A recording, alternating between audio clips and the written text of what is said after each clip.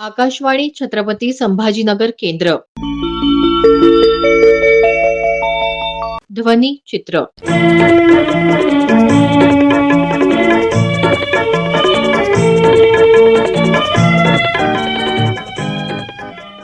लोकशाहीर अण्णाभाऊ साठे जयंती कार्यक्रम आणि चला पृथ्वीला पुन्हा जाणून घेऊया या विषयावरील व्याख्यान या कार्यक्रमांचा संपादित अंश आज आपण ध्वनिचित्र या कार्यक्रमात ऐकणार आहोत.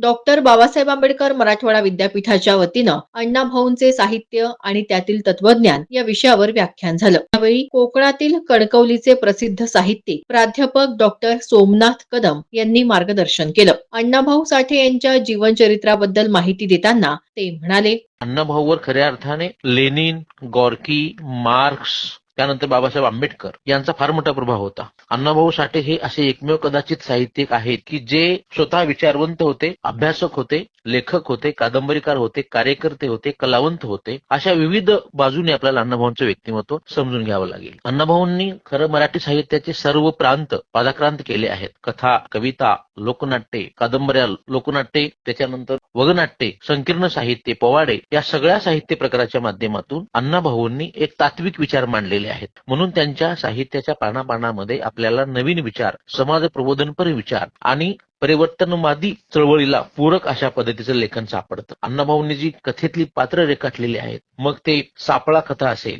सापळा कथेतील हरिबा असेल किंवा विठू महार कथेतील विठू महार असेल, ह्या सगळ्या स्मशानातील सोनमधील भीमा असेल किंवा बरबाद्या कंजारी असेल, ही सगळी पात्र आपण जर पाहिलं तर ही न्यायासाठी असुसलेली पात्र आहेत. समाजामध्ये जो अन्याय आहे, जी गुलामगिरी आहे, जे शोषण आहे, ते नष्ट झालं पाहिजे आणि समतावादी, न्यायवादी, संविधानवादी विचारसरणीचा पुरस्कार झाला पाहिजे. अशा पद्धतीचा विचार, अशा पद्धतीचं तत्वज्ञान आपल्याला अण्णाभाऊ साठे यांच्या साहित्यामध्ये दिसतं. बुद्धी प्रामाण्यवादाचा पुरस्कार अण्णाभाऊ साठे करतात. त्यासाठी आपल्या भारतामध्ये जे काही मिथके, शास्त्रे किंवा ग्रंथाच्या माध्यमातून येथील शोषित, वंचित, दबलेल्या समाजाला विद्रूप करण्याचं, त्यांची बदनामी करण्याचं जे कारस्थान या देशामध्ये रचलं गेलं होतं, त्याला अण्णाभाऊ साठे यांनी बुद्धी प्रामाण्यवादाच्या माध्यमातून उत्तर दिलेलं आहे. अज्ञान, अंधश्रद्धा, दैववाद, देववाद, बुरसटलेल्या प्रथा, परंपरा, विषमता मूलक मूल्ये सोडून द्या आणि स्वातंत्र्य, समतेचा, बंधुतेचा, न्यायाचा, समाजवादाचा, स्त्री पुरुष समानतेचा,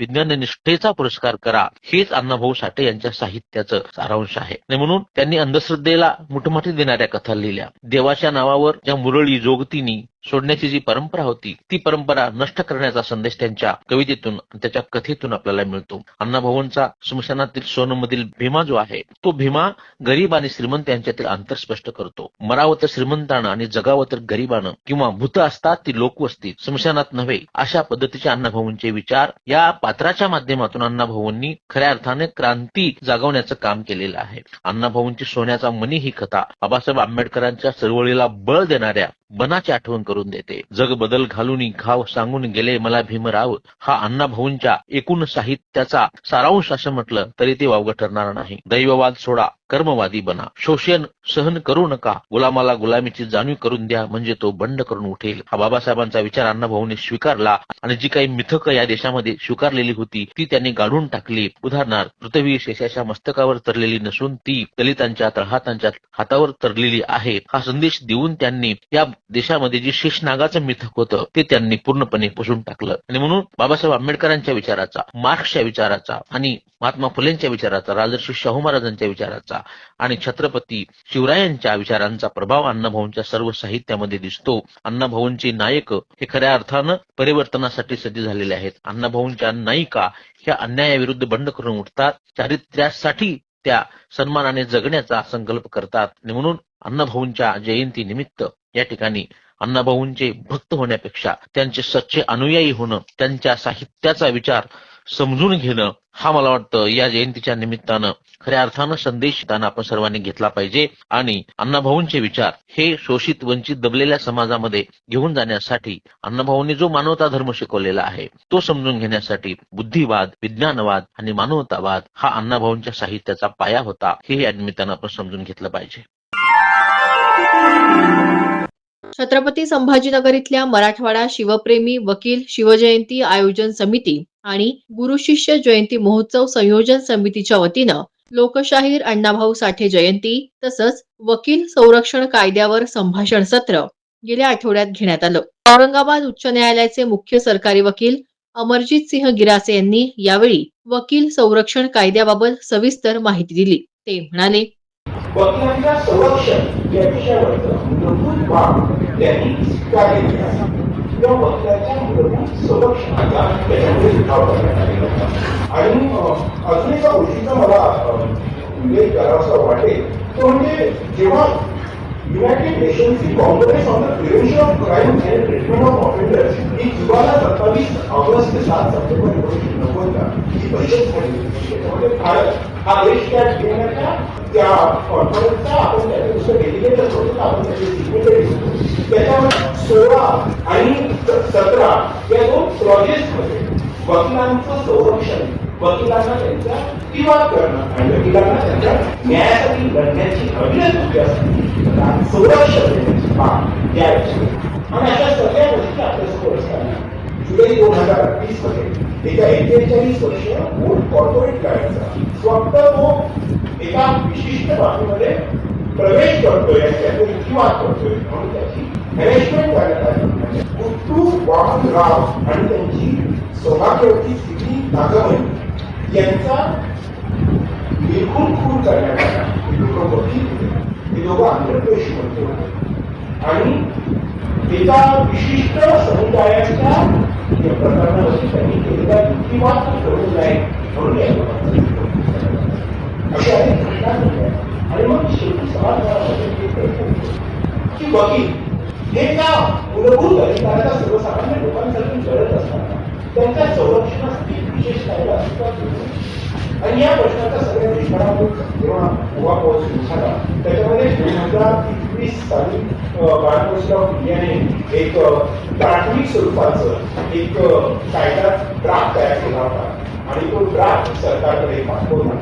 पुढे हा ड्राफ्ट आणि चर्चांच्या फेऱ्या झाल्यानंतर आता लॉ कमिशनकडे पाठवण्यात आलेला आहे आणि लॉ कमिशनकडे तो उत्तर त्यामध्ये वकिलांच्या झालेला हल्ला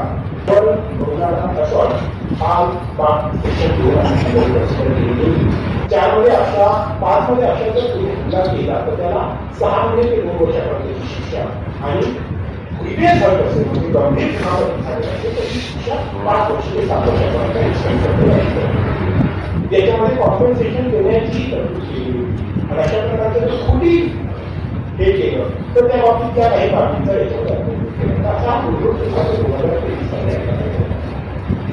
त्याच्यानंतर आता लेटेस्ट 2026 मध्ये आता मागच्या 1 महिन्यापूर्वीच तेलंगणा हायकोर्टाने त्यांचा ज्या दृष्टीचा कायदा आता अस्तित्वात झाला तो एप्रिल 20, 2026 ला तेलंगणा राज्याने या कायद्यामध्ये ऍक्ट ऑफ व्हायलन्स या अनेक बाबींचा अंतर्भाव केवळ शारीरिक नाही मानसिक किंवा धमक्या याही त्याच्यामध्ये केवळ एवढं तुम्हाला सांगलं नाही तर याच्यामध्ये केवळ वकील नाही वकिलांची फॅमिली याचाही या डेफिनेशनमध्ये अंतर्भाव.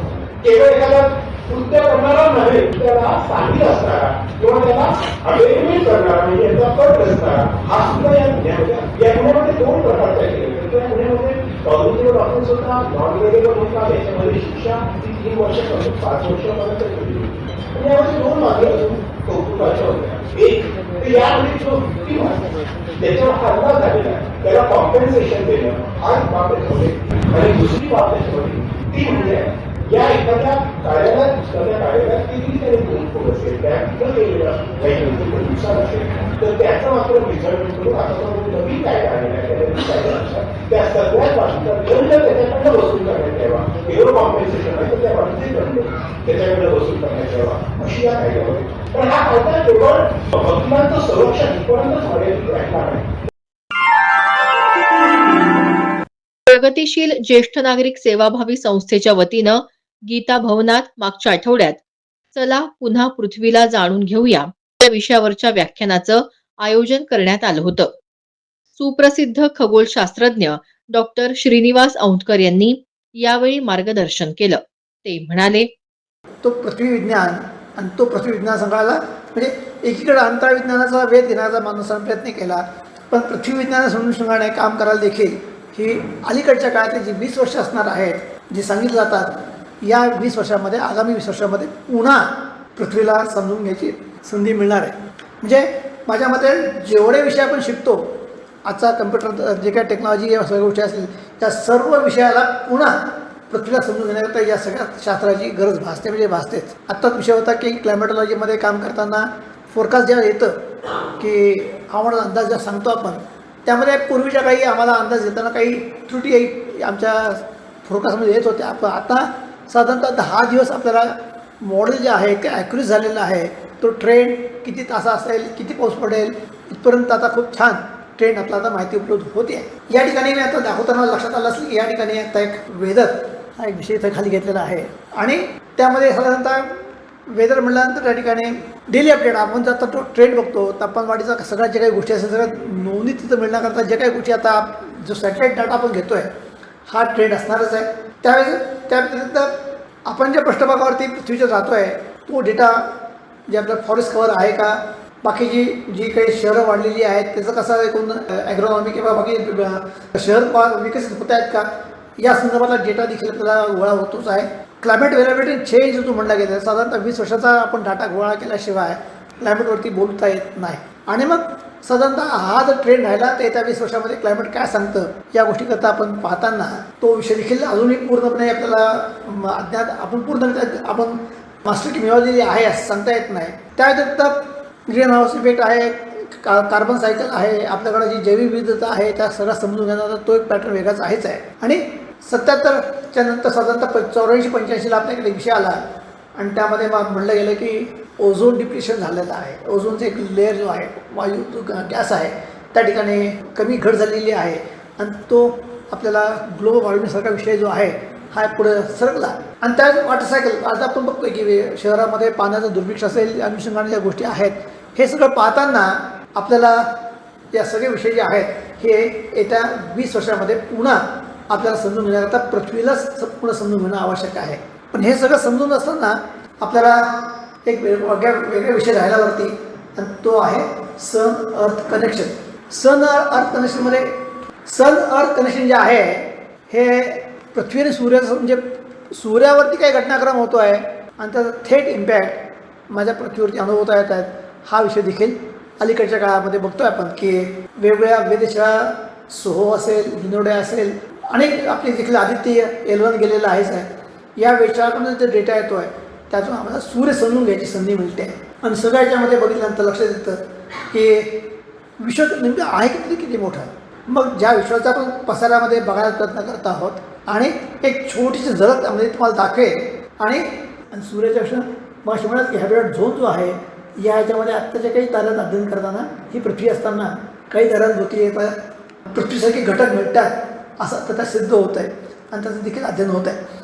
पण असं असताना पुढच्या काही कालावधीमध्ये पृथ्वी संपेल म्हणजे काय की आत्ता जे डायमीटर सूर्याचं आहे हे बबलिंग होत जाईल, वाढत जाईल. आणि जी आत्ता कक्षा शुक्र जे आत्तापर्यंत सूर्य बघताना सूर्यापासून 5 कोटीवरती बुध आहे, 10 कोटीवरती शुक्र आहे असं मत असताना आपण बघतोय की आपलं सूर्य इतकं मोठा होईल की पृथ्वीची कक्षा अतिशय जवळ असेल, त्याला तप्त होऊन जाईल त्यावेळेस. आणि त्यावेळेस हा जो झोन आहे ज्युपिटर आणि सॅटर्न हे जे 2 ग्रह आहेत त्या ठिकाणी जीवन पोषक वातावरण त्या भागात तयार होईल. त्या ठिकाणी SIR होईल की नाही, SIR जे आता चालू आहे ते SIR तिथं होईल की नाही माहीत नाही मला. असं असताना एक महत्त्वाची घटना अशी आहे या सगळ्या याच्यामध्ये डेके जो काम करतो आपण बघतो ना, मग पृथ्वीवरची आपण अनेक दररोजच्या जीवनामध्ये बायोडिग्रेडेबल होते का, आपण प्रत्येक ठिकाणी जे पर्यावरण संवर्धन करण्याकरता जे ॲप्लिक बघितलं जातं त्यामध्ये बनाना किंवा केळीचं साल असेल त्याला 2 ते 10 दिवसामध्ये त्या ठिकाणी संपूर्ण विघटत होऊन जातं असं बघितलं गेलेलं आहे. आणि सर्वात शेवटी येत करता फक्त यादी असेल, काच असेल किंवा प्लास्टिक बॉटल असेल त्यांचं विघटन होण्याकरता प्रचंड वेळ लागतो बघितलं गेलेला आहे. आणि या सगळ्या याच्यामध्ये माणसाने गेल्या 40 वर्षामध्ये प्लास्टिकचं जे वातावरण वापरून प्लास्टिक वापरून जे संपूर्ण नष्ट करायचा प्रयत्न केलेला आहे आणि ते कुठे थांबलं पाहिजे. ध्वनिचित्राचा हा कार्यक्रम आकाशवाणी छत्रपती संभाजीनगर केंद्राच्या प्रादेशिक वृत्त विभागाने सादर केला. सादरकर्ते समरजित ठाकूर, निर्मिती सहाय्य धनंजय ब्रह्मपूरकर.